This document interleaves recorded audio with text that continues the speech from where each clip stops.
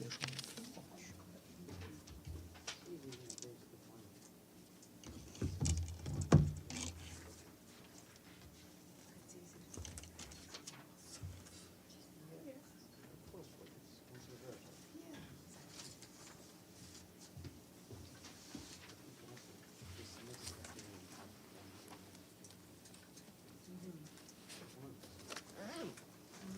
需要我现在回去接大使吗？你告诉我发信息。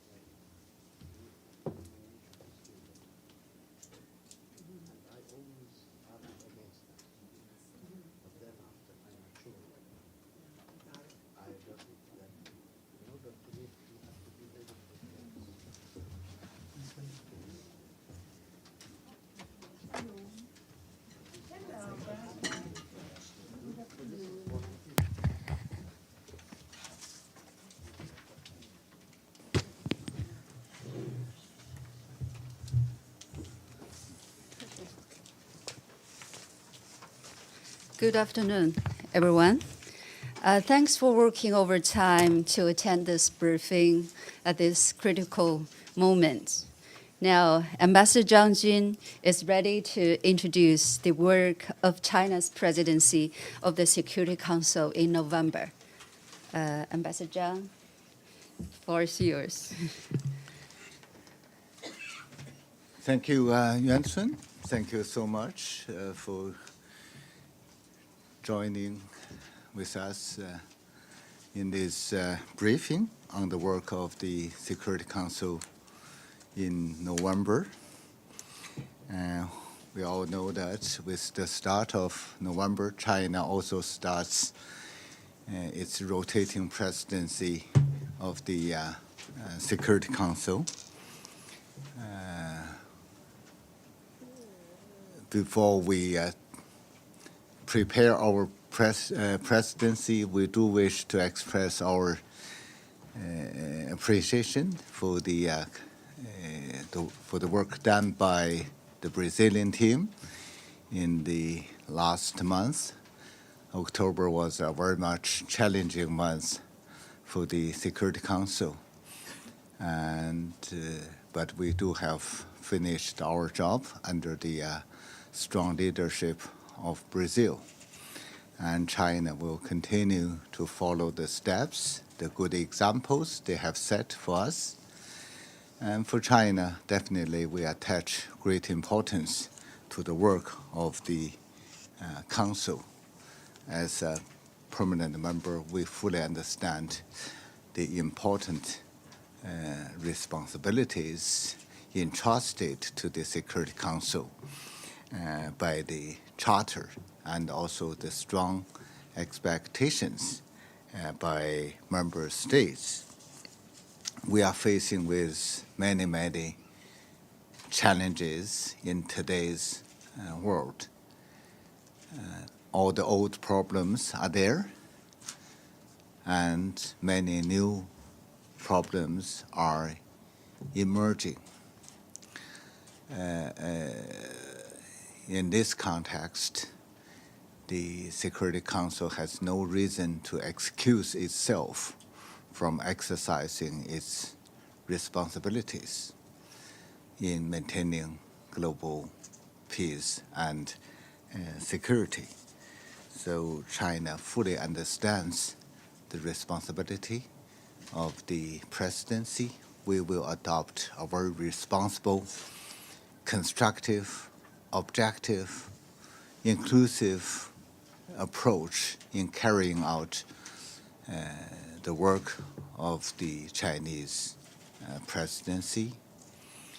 More or less, we will be guided by the following principles. First, we will be try our best to be action-oriented in fulfilling the duties of the Security Council conferred to by the UN Charter. We all know that facing the challenges of today's world, the Security Council is more urgently needed to exercise its responsibilities. But meanwhile, the performance of the mandates of the Council is not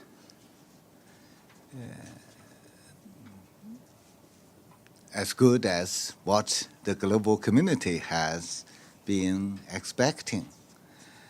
And for us, we fully understand the difficulties ahead of us, but meanwhile, we will spare no effort in exercising our duties and in moving the Council towards in trying our best to guide the Council to take more concrete, more meaningful actions, in particular in promoting political settlement of issues on the agenda of the Security Council through dialogues, through diplomatic efforts. And the second principle we wish to follow is to focus on the root causes of problems and addressing security issues from a broader and more in-depth perspective. And that, what I wish to say is that while we are focusing on the symptoms of peace and security, we also understand well that there are deeper root causes behind the symptoms. So that means there is an intertwined relationship between peace and development. So while we address those conflicts, those clashes, we have to understand better in what way we can eradicate the root causes and to make sure that we can really achieve sustaining and lasting peace. So China will continue. That has been the consistent position of China, and we will continue to move the Council to have further in-depth studies about the linkages between peace and development, and we will introduce some signature events and inviting Council members and members of the General Assembly and also the United Nations to really be engaged in these discussions. And the third is to improve the Council's working method to enhance its authority and effectiveness. Well, while we have a growing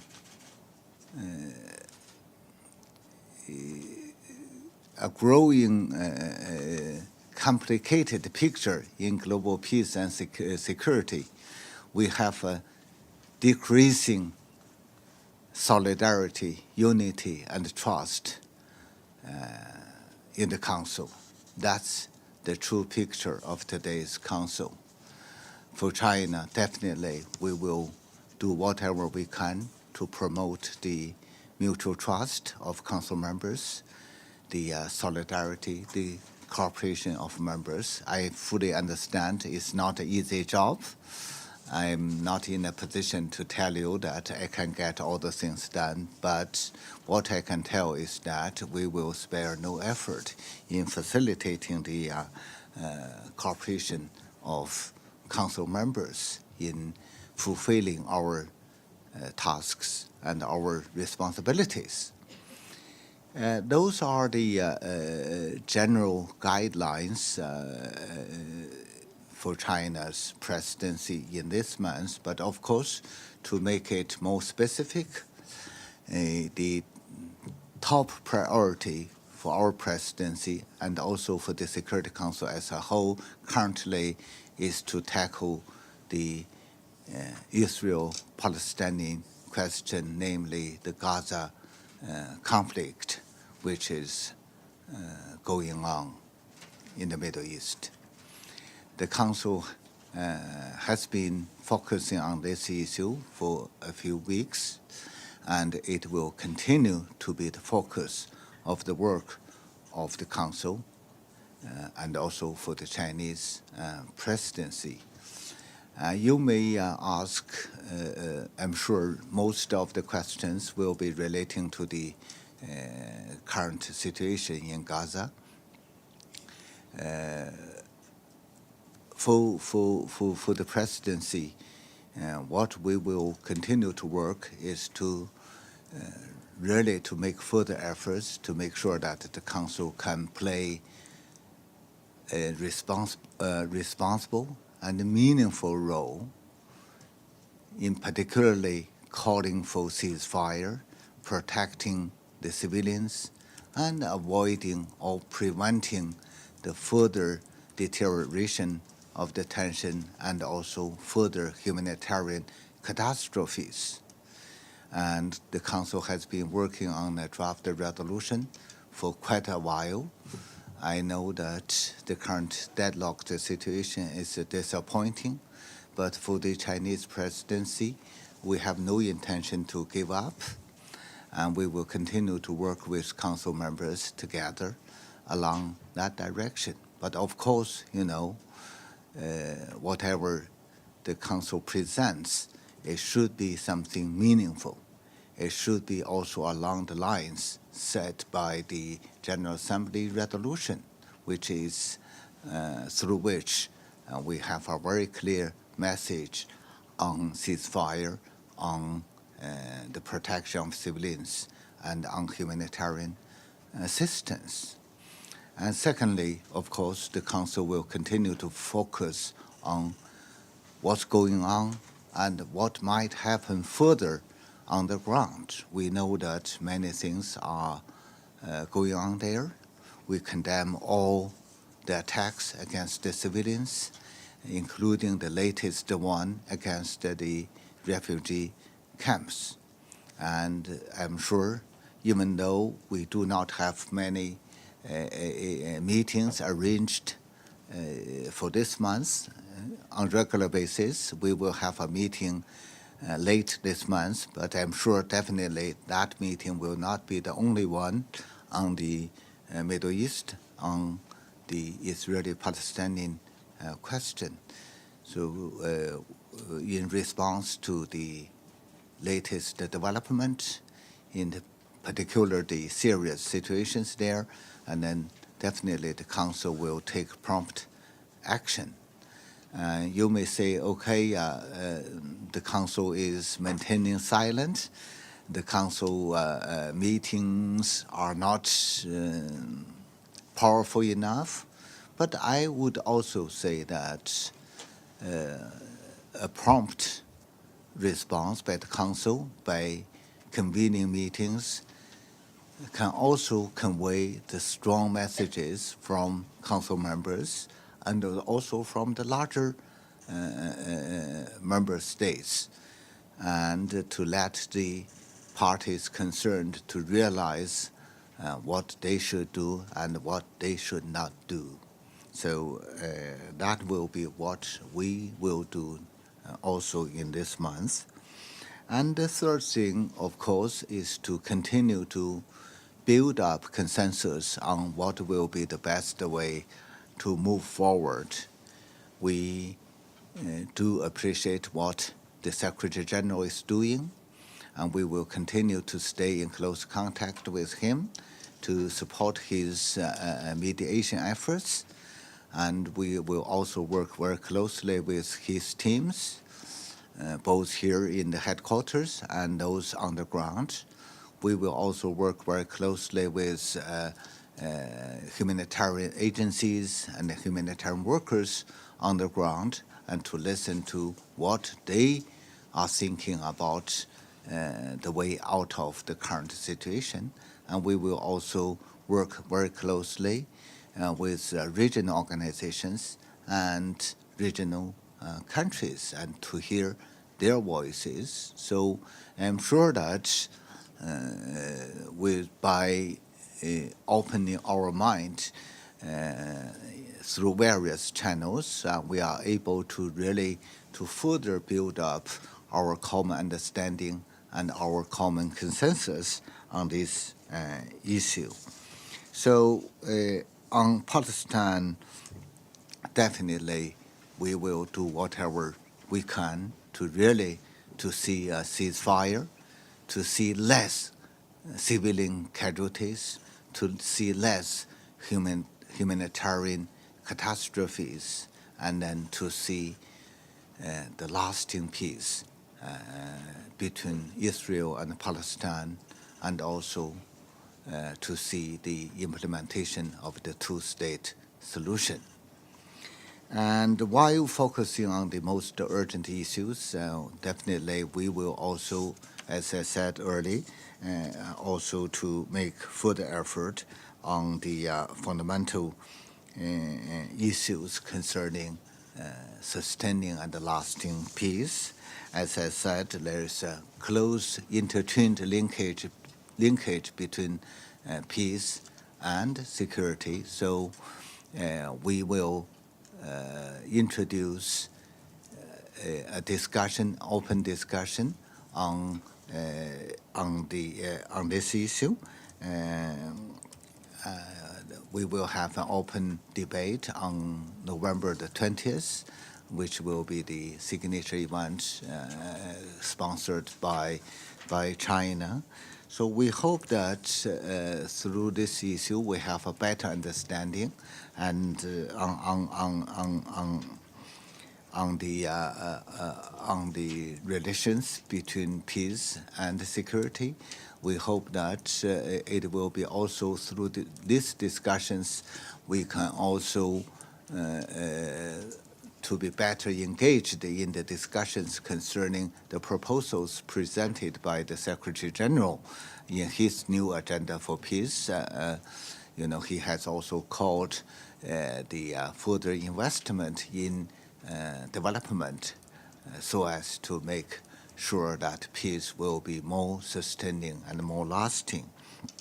So the Secretary General has made it very clear that promoting sustainable peace through common development is extremely important for maintaining peace. And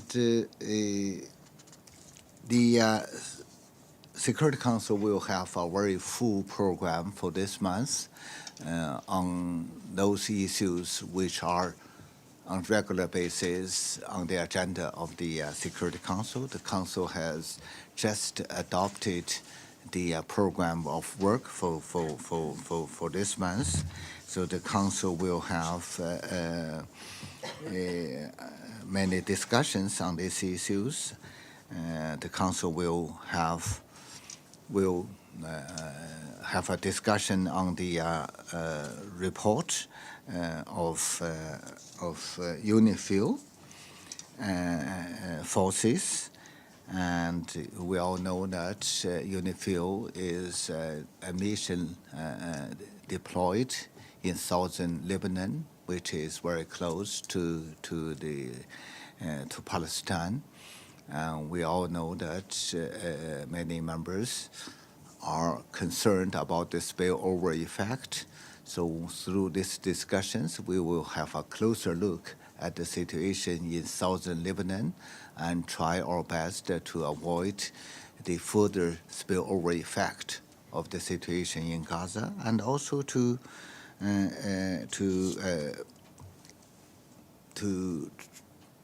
do our best to protect the peacekeepers there in that deployed in that mission.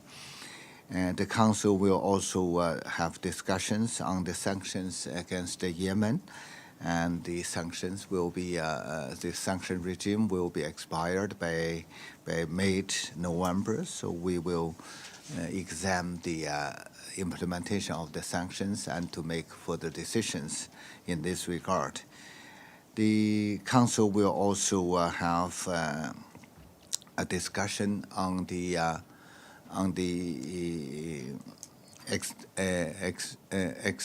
extension of the mandate of UNITAMS, which is the mission deployed in Sudan. We are also facing many challenges there. We are also hearing the request of the host country. So we will have in-depth discussions making sure that the United Nations plays a critical role in achieving peace in Sudan. And the Council will be also hearing or receiving a report from the special coordinator designated by the Secretary General on Afghanistan. So on November the 17th, the Council is supposed to receive a report. Definitely, the situation in Afghanistan is also drawing a lot of attention and concerns. So we are consulting among Council members to take actions and to have further studies on that report, and on that basis to decide what the Council may do as the follow-ups.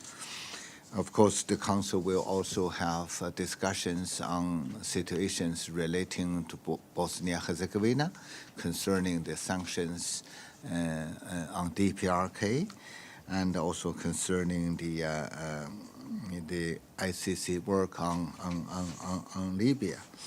And also there are some sanction regimes will be expired in November, like the sanctions against Somali and also in Central Africa.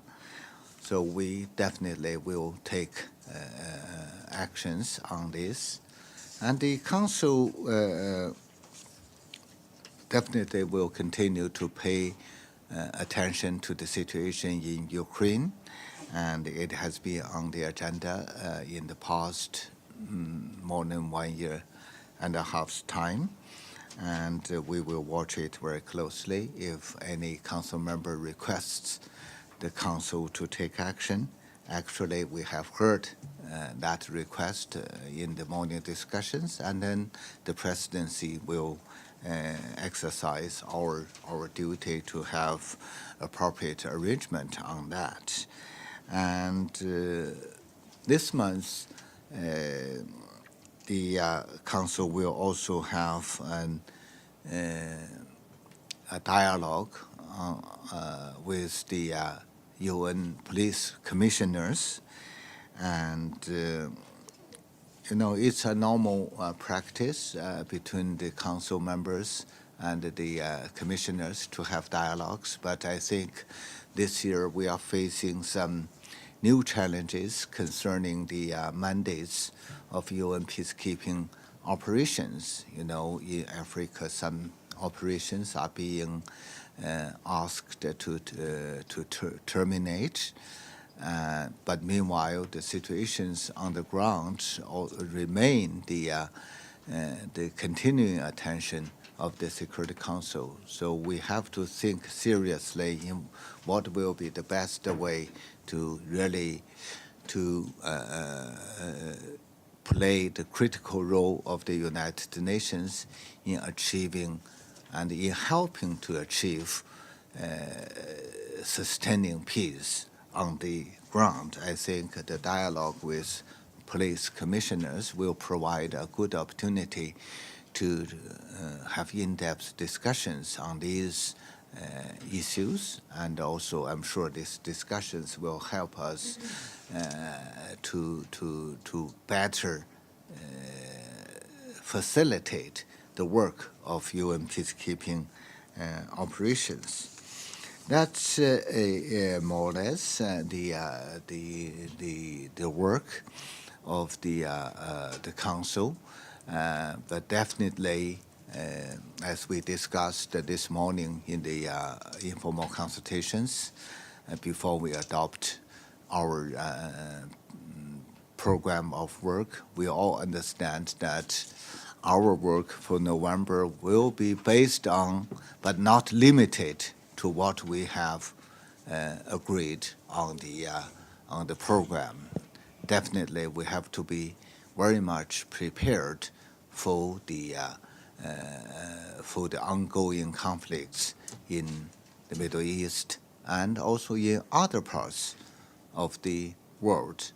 But meanwhile, while we address those imminent issues, we have to also look at the issues like what I have mentioned, the root causes, the transformation of peacekeepings, and also the working methods of the Security Council. Tomorrow, Finland, which is a very strong supporter of multilateralism, will organize a retreat among Security Council members and also the incoming members to recall the work of the Council for this year, and also to look at what we can reflect from the experience and lessons we have learned or we might have learned. And I do take that one is also a good opportunity for Council members really to build up more understanding on the common responsibilities of Council members, and also to explore the ways and means in further improve the efficiency and effectiveness of the work by adopting the program of work for this month. China has also circulated a piece of non-paper with members concerning the working methods. Those might be taken as minor issues, but what we want to do is really to sincerely hope that by starting from smaller steps, we can make the Council be more focused, doing more meaningful things, and be more united. And so that's something we all need to do. But of course, I know Edith is laughing, and she may think that I'm too ambitious, but we have to do ambitious things from minor steps. You have your big role to play. I know you have a bigger role than I do have, but I have to try my best. So that's why I have also presented a small gift to Council members this morning in the consultation room. That's this small thing. I don't know whether you have noted that. It's called the Luban lock. This Luban lock was invented by a well-known carpenter named Luban. It was invented more than 2,005 years ago, invented by Luban to be a toy for his son. It's composed of 6 pieces of wood. They hold up together tightly in a very simple way. From the surface, you see they are holding up to each other in a very simple way. And you can break it. You can break it easily by pulling out one of the 6 and then they break. They break. The problem is how to fix it. I have practiced for several days. I still have difficulties in putting them together. You know, you have no nails, you have no artificially created things to stick them together. It's only based on the mortise and tenon joint structure theory. So the tenons and the tenons and the mortise hold them together. So you have to do it very carefully based on your in-depth examination of the theories behind it. So the reason why I'm introducing this ancient toy is not to simply to make my colleagues in the council to be happier a little bit. What I was telling council colleagues is that let's take this as peace and to cherish what we have before us. So once it's broken, you cannot fix peace together easily. We may also take it as the serious challenges ahead of us. It needs our solidarity. It needs us to hold each other up together, and then we have a more powerful strength to tackle all the issues ahead of us. And you may also take it as a Security Council. Only one piece of it cannot do anything. You have to hold all the, we have only 6 pieces here. I may change it into 15 pieces. So you have to have all the 15 members to hold up to each other together and then to make the Security Council in a better position to work. I hope that this ancient Chinese wisdom will help the clever boys in today's modern world to tackle our problems together. But of course, I hope we can learn something from that. All in all, we will have a very busy month, but we sincerely hope that with our hardworking efforts, we can really deliver something to the world in helping people, those people in need, to be in a safer, secure place. In particular, those people on the ground in Gaza.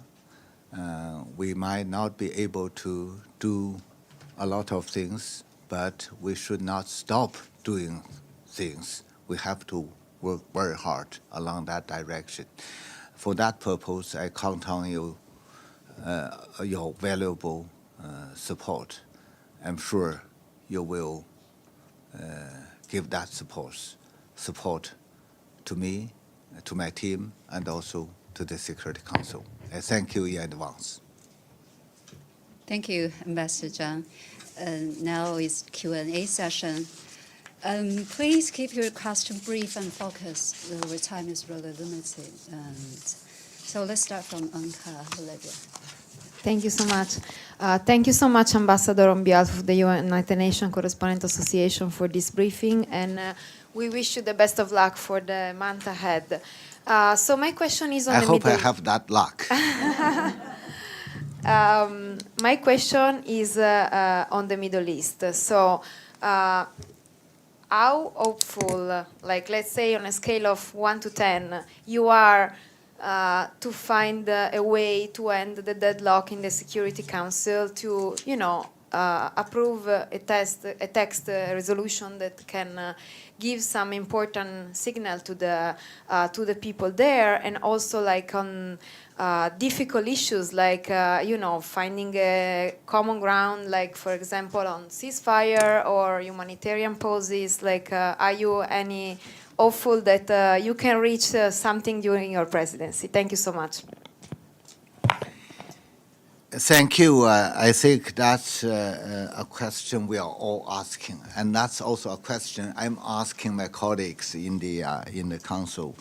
You know, on that, it's our general belief among council members that we have to take action, and that's not only our moral duty, that's our legal duty. That's why we are here.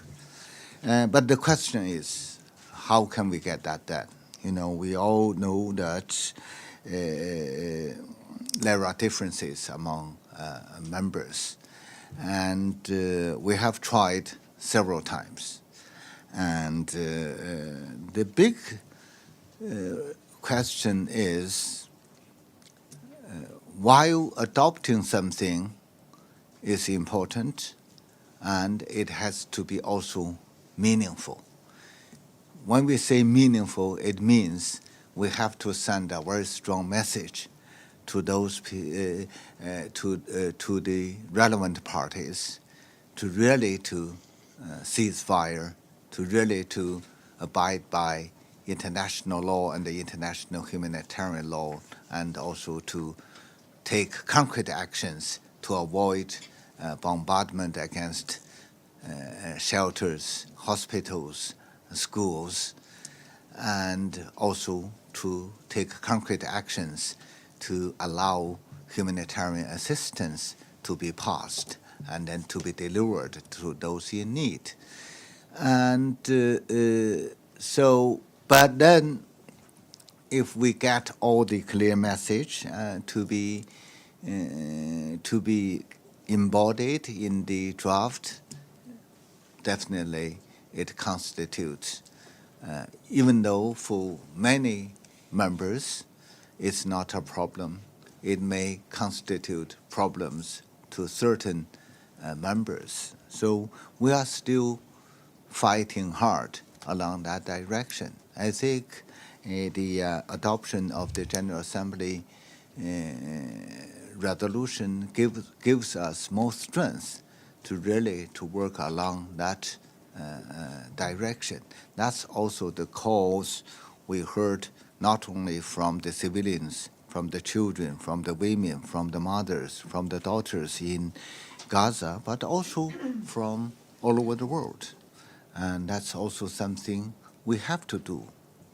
And but I'm not in a position to tell you when we are able to take action, but what I said is very clear. We are not giving up. We will work even harder along that direction. Thank you. Next, please.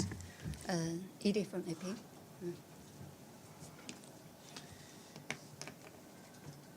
Thank you very much, Mr. Ambassador. Edith Don't Lederer. make your question too sharp.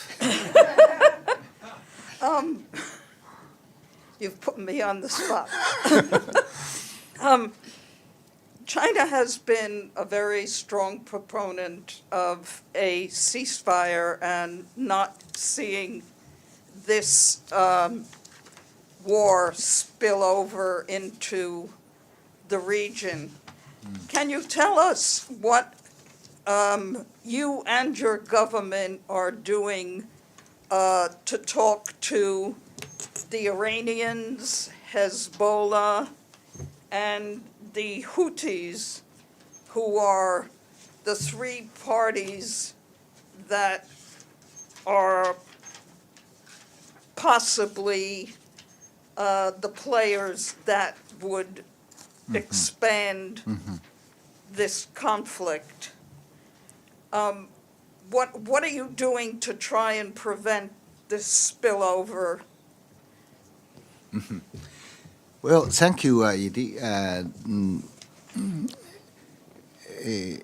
Indeed, you know, China is very much concerned about the situation, and in particular the escalation and the deterioration in Gaza. And while we also share the view that we should also watch closely and to avoid the spillover of the tension to the neighboring countries, to the neighboring regions. I think it's also our understanding that we should keep the situation under control in Gaza first. So that's why we have called for immediate ceasefire.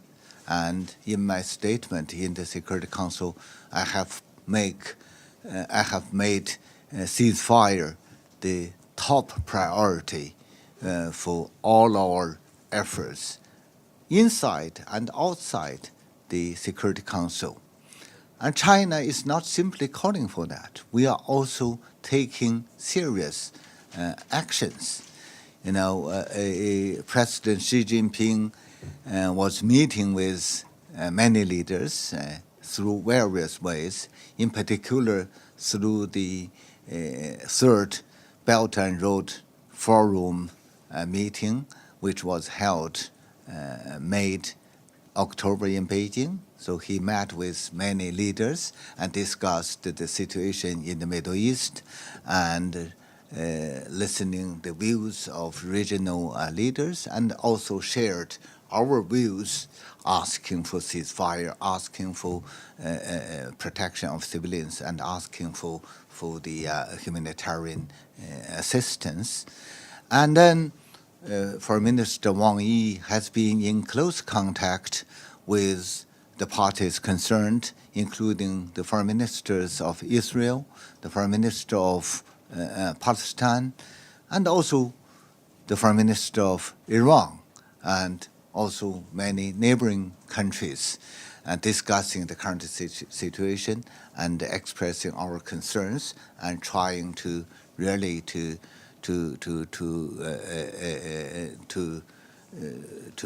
consult with all the relevant parties to get the situation to be under control. And our special envoy has been traveling in the past few weeks' time, past 2 weeks' time, I should say, in the Middle East region, meeting with various parties, not only the parties directly concerned, but also the countries which are very much related to the ongoing situation. So all in all, our message is very clear that we want to stop the conflict. We want to see this the ceasefire to be realized, and we want to have less people to be killed, less casualties. And we do not have any private interest in that region. We are not that influential. We have not been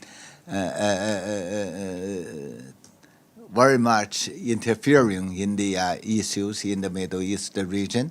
But we are on the side of peace, and we are on the side of justice. So we have been always calling for peace. A quick follow-up. The Prime Minister of Israel has... So Well, later, please.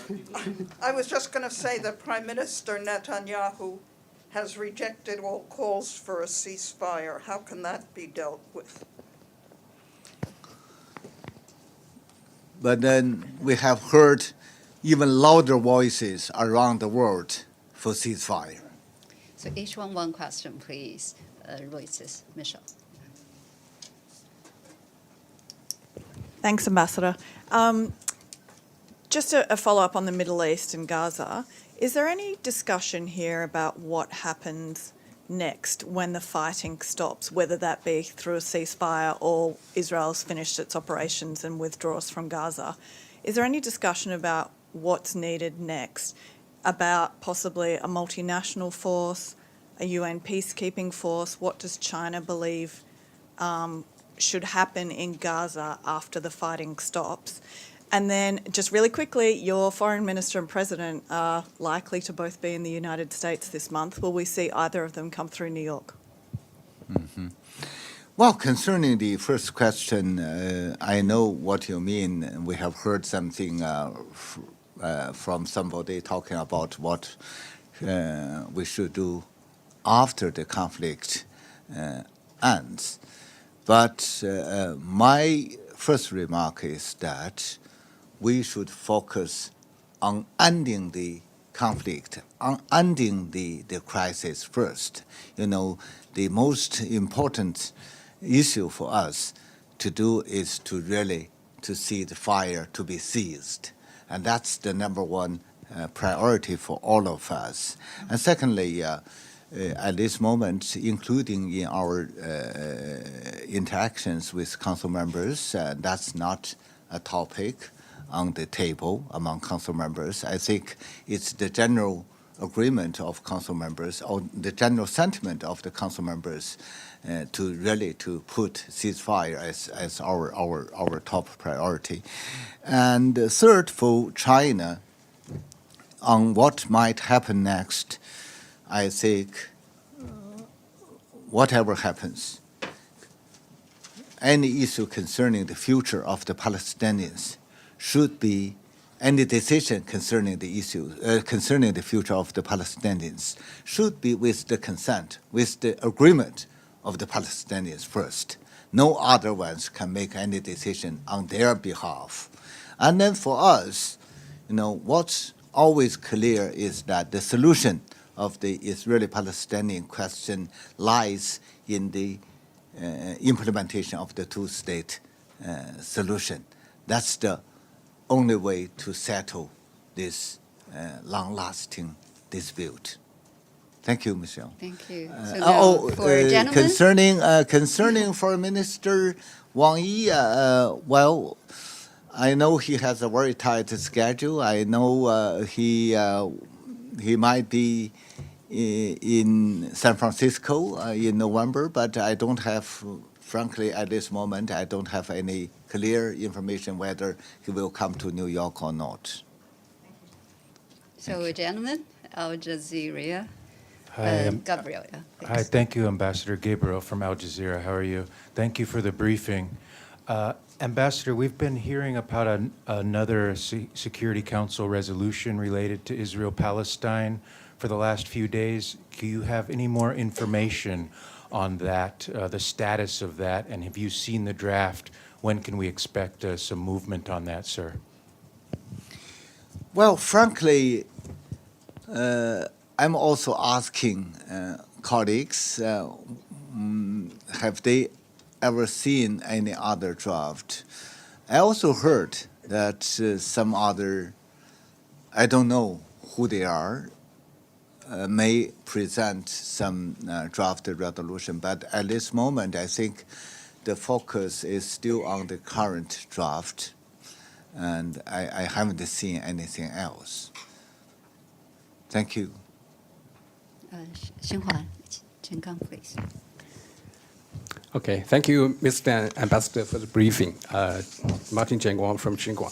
My question for you, Mr. Ambassador, is in the face of emerging global challenges, the Security Council, the UN and Security Council find it difficult to respond in a timely and effective manner. So many countries have expressed the dissatisfaction and the disappointment and called for UN reform. What's China's view on this? Thank you. Mm-hmm. First, the United Nations is at the core of the current international system. And when we talk about unilateralism, I'm sure we are all supportive to that. Multilateralism. What did I say? Unilateralism. Did I say that? Yes. The UN is at the core of the current multilateral international system. When we talk about multilateralism, what we mean is the central role of the United Nations. That's very important. And what we mean is the international system with the UN at the center. So there are no, and also with international law as the basis, and there are no other interpretations about multilateralism.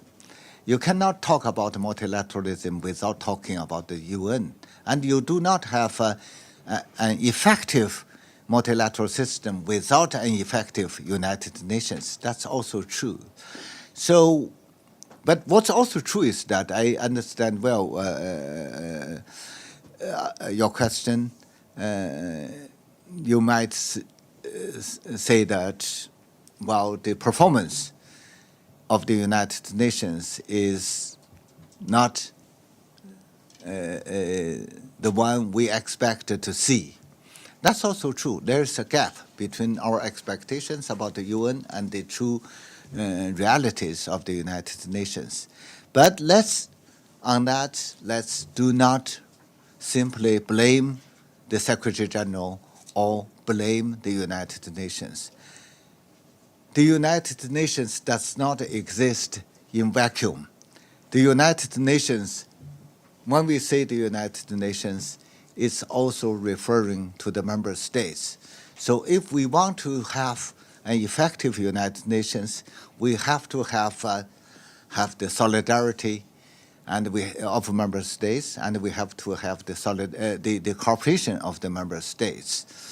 And I know that members are expecting the United Nations to be reformed. Of course, that's also our view. But whatever we do, I think what's really important is for us to understand that multilateralism represents the solution of many challenges of today's world. We cannot find any other solution. Secondly, in tackling all these issues, we need to understand well that we are in the same boat. We have the same future. If we all try to choose our own ways to understand the situations we are facing, and then to handle these issues in a fragmented way, in a disunited way, definitely the United Nations won't be reformed better. It can be only reformed even worse. So we have to set the right mindset. And third, of course, the reforms should be really reflecting the new changes in today's world. And take the Security Council as an example. We do face many challenges ahead of us.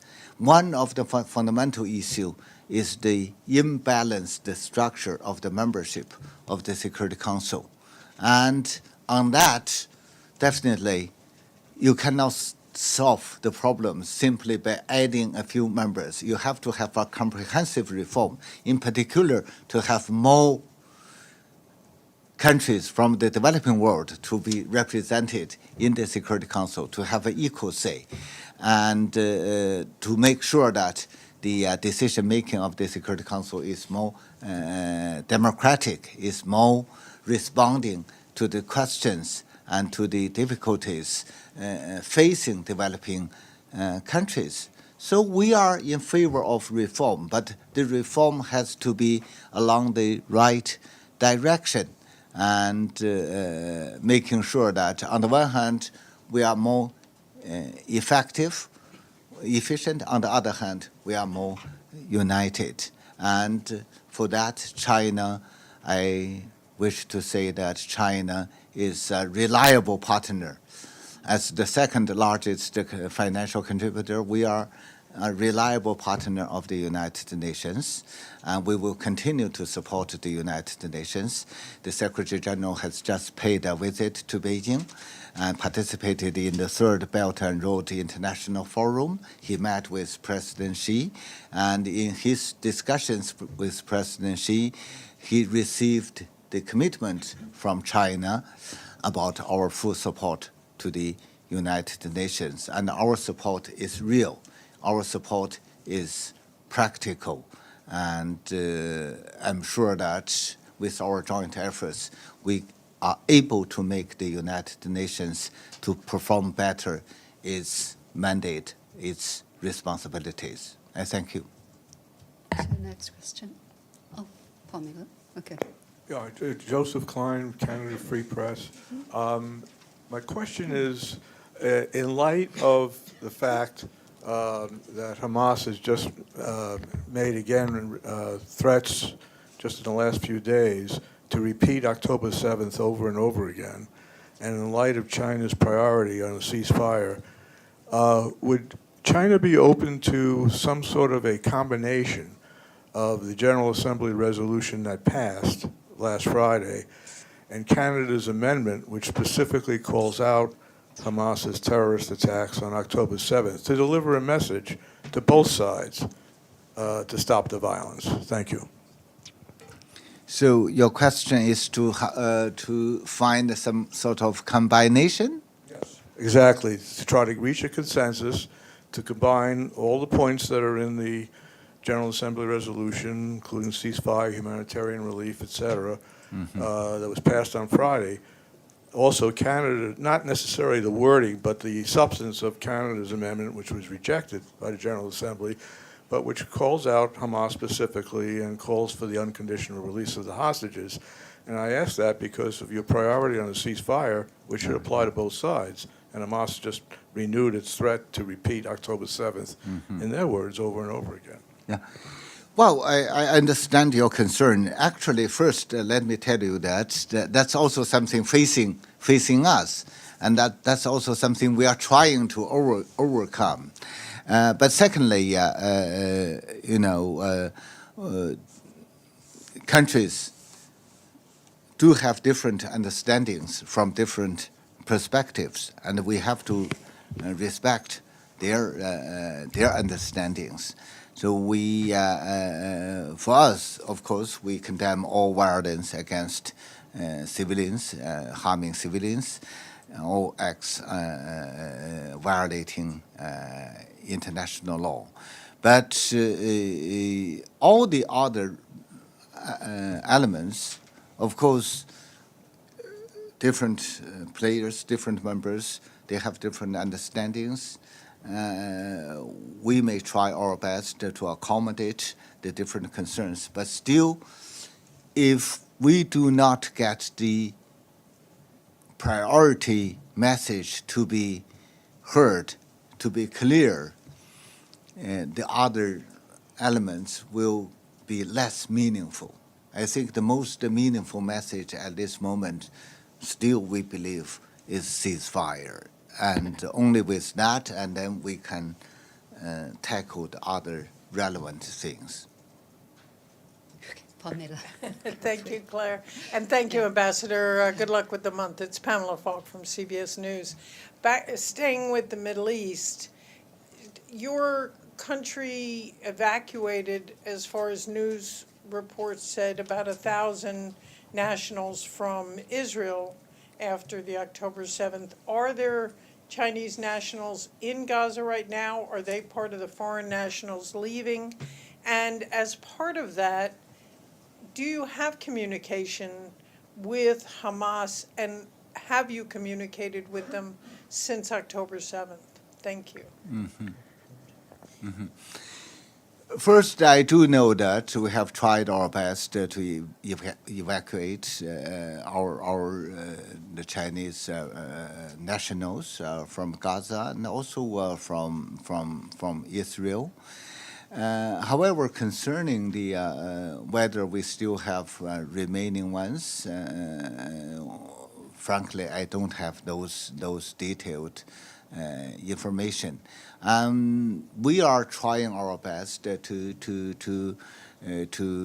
convey our concerns and then to convince the relevant parties to really towards the goal for ceasefire, for protection of civilians.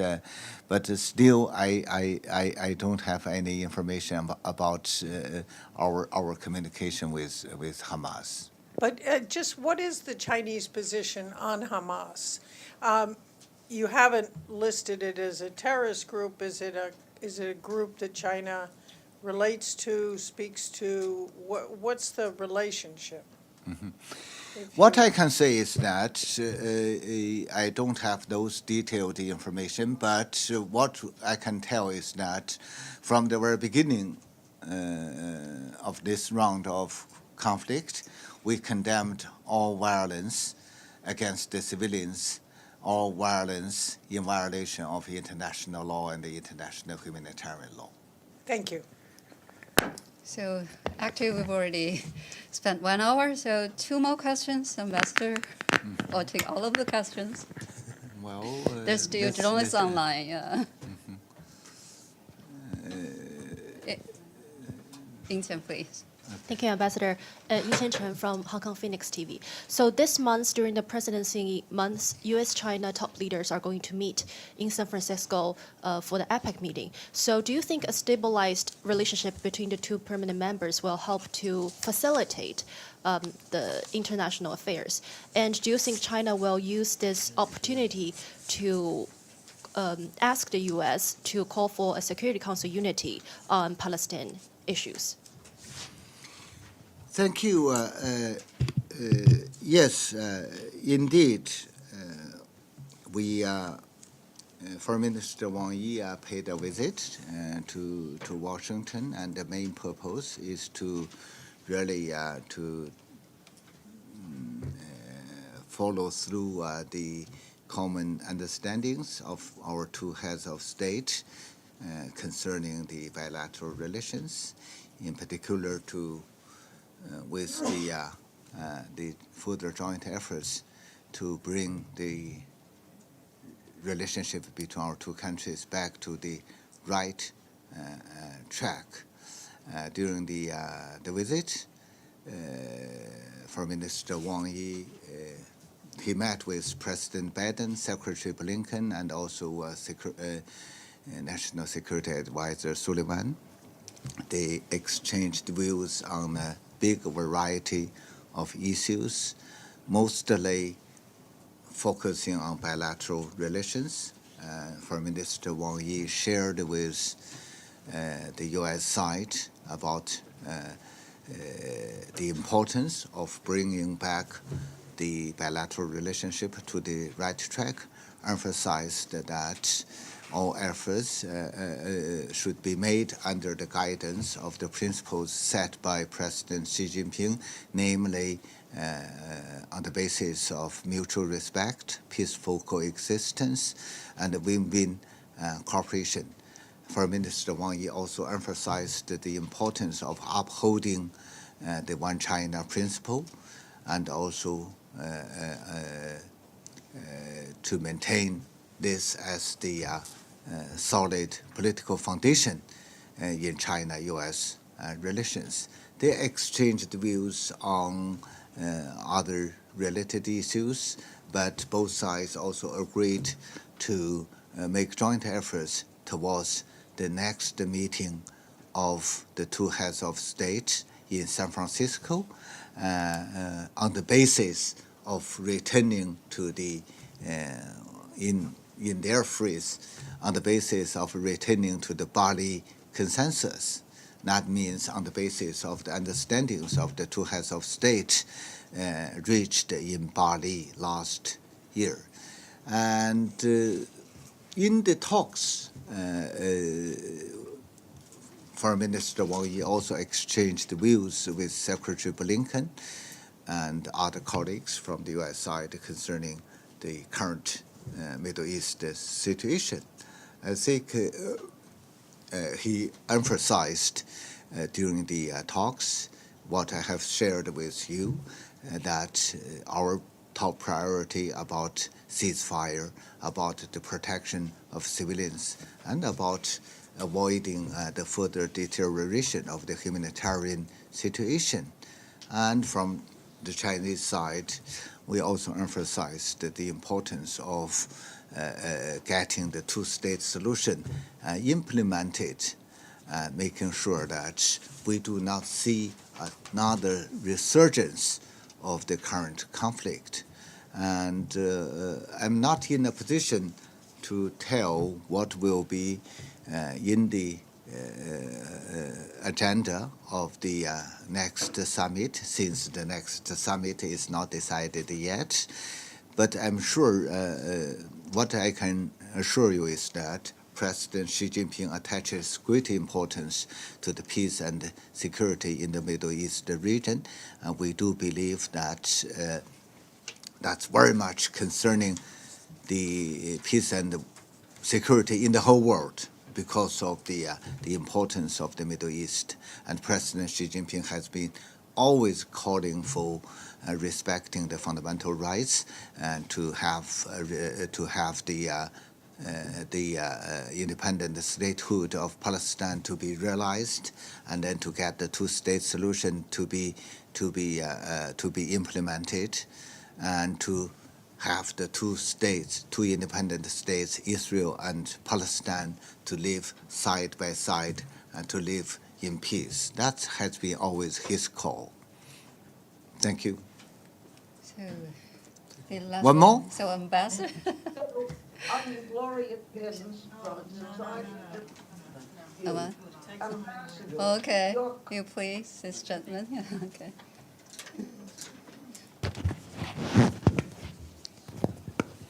Thank you, Mr. Ambassador. My name is Nizar Aboud of Al Mayadeen Television of Lebanon. You have mentioned UNIFIL, and of course your country contributes to UNIFIL, and you can see the escalation on the border between Lebanon and Israel. What considerations are you thinking about in order to prevent a full-scale war in that region, especially that we see escalation from all sides, and the humanitarian situation in Gaza is unbearable by any standard? Do you intend also to raise the issue of ICC in the Security Council, given that Israel is preventing even water from the population there? Who should raise? You mean whether China will raise this issue to ICC? I mean, Security Council has the duty to refer crimes against humanity to the ICC. Will the Security Council fulfill that role? Mm-hmm. Well, first, concerning the spillover effect over to the southern part of Lebanon, and as I said earlier, the Security Council will examine the report concerning the mandate of UNIFIL, and I'm sure that on that occasion we will hear more briefings. And currently, I'm not in a position to tell what's the exact situation. So we have to wait for the reports from the Secretariat, from the commanders on the ground. So it's also, of course, it's our sincere desire that we do not see a deteriorating situation in that part. And we do not want to see the spillover effect.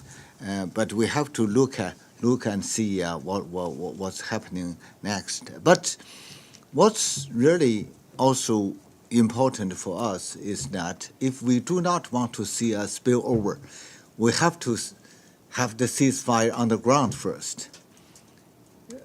If you do not have the fire, you do not have the spillover. If the fire is getting more fearful, of course the spillover will be seen. It will be more difficult to prevent the spillover. So we have to make all efforts to cease the fire first. And concerning the ICC issue, what I can say is that there are many serious questions floating in the air, and all these serious questions need to be answered based on facts, based on truth, and based on international law. Sorry, I could follow up. But what do you think does your country feel that it should be pushed for that to be done? I mean, referring it to the ICC. To tell you further, China is not a party of the Rome Statute. and we are not a party to the SCC. You are part of the Security Council. So Thank then you. that's the Yeah. Security Council to Yeah. decide what Thank to do you all for next. coming. Yeah. We will keep in touch with Thank you. email, alert you Thank you so daily much. about the routine, the working schedule. Yeah. Yeah, I do think we heard you already. On the